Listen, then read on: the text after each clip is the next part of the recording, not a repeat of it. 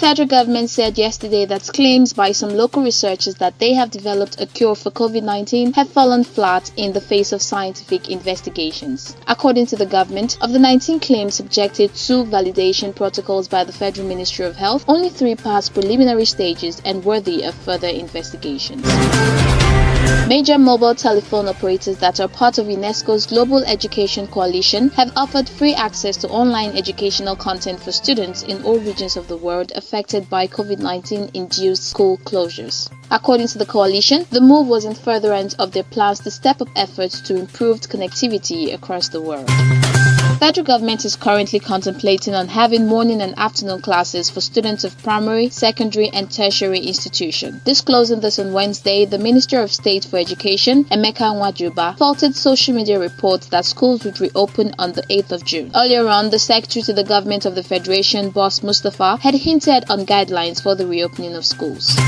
On the international scene, Britain's ambassador said this morning that Britain has shuttered its embassy in North Korea and all its diplomats have left the country as Pyongyang maintains strict entry controls to try to prevent a coronavirus outbreak. The North has closed its borders and insists it has not had a single case of the virus that emerged in neighboring China late last year and has since swept the world. Spain has begun an official 10-day mourning period for the tens of thousands of victims of the coronavirus pandemic in the country. Starting from Wednesday, all flags on public buildings across the nation and on Spanish naval vessels will be lowered to half-mast until the 5th of June to pay tribute to the more than 27,000 people that have so far lost their lives.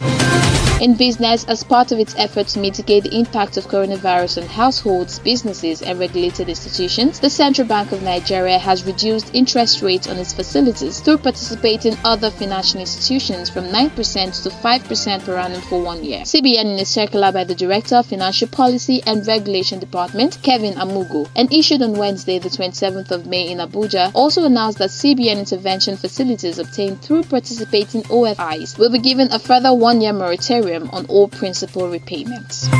And finally, in sports, the president of Italian Football Federation FIGC, Gabriel Gravina, has hinted that Serie A could lose over 700 million euros in revenue if plans to restart the league do not come to fruition. The Italian top flight has been suspended since March due to the coronavirus pandemic, and Gravina said the division has already lost more than 500 million euros.